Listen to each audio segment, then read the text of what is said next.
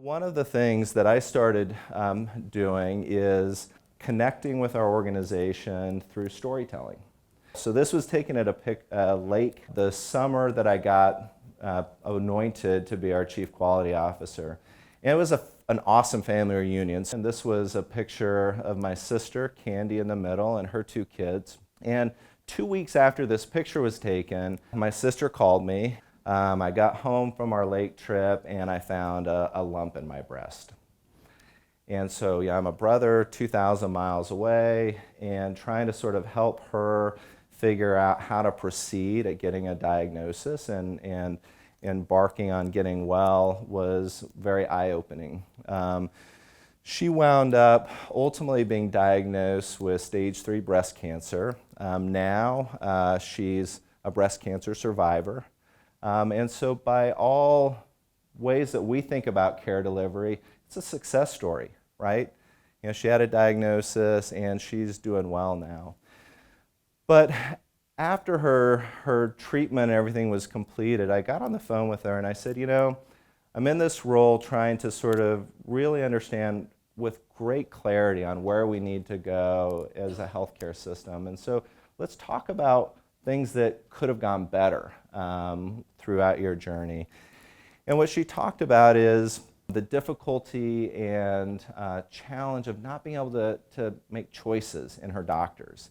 So one of the things she said is, as a patient, being able to have transparency at making decisions so that I get to the right doctor for me is something that was really missing in her experience.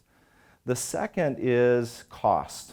And she says, it's really awful. You have this life-threatening diagnosis and you don't want to think about money, but at the end of the day, I'm a single mom, I've got 2 kids, and I've got bills to pay. Choices and cost transparency were really important.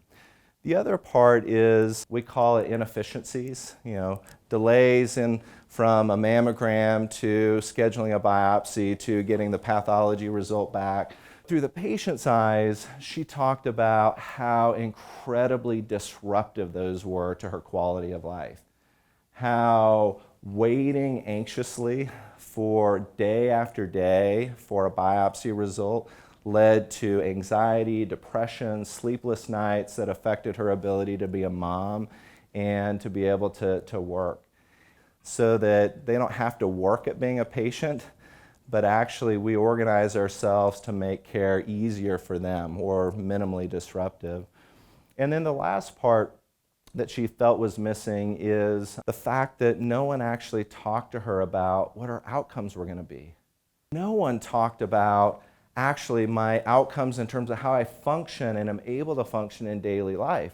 Am I able to work? Am I able to take care of my kids? Am I able to keep my house in order not only during my treatment, but after my treatment?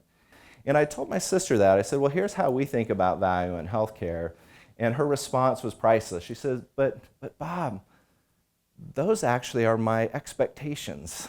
If we truly want to deliver exceptional value for our patients, we need to be a lot more patient-centered. So with greater clarity of vision becomes an easier path to figuring out what do we need to do to actually start executing on that.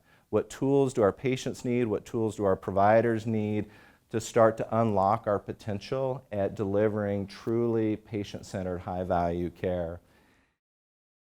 And so for us, high value starts with a compelling vision, right? Are you clear on that vision, though? Does that vision resonate in a way that everyone understands exactly where we are and how we continue to get better? And with that, I'll just end with my final Missouri picture. I was thinking about my dad and sort of the lessons that he distilled in me. And this is one of my favorite pictures of my dad. This was from his 80th birthday party where he's holding this picture.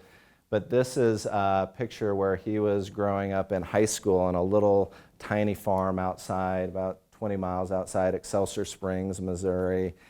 And he wound up going on to have a really successful career as a PhD physics guy and very successful. But he's always sort of been this same humble Missouri farm boy that really embraced the notion of sort of humility, really engaged in continually learning, profound respect for people around him, and working well with other people. And so I was sort of thinking that, I think my dad would encapsulate, sort of some of the things we've talked about.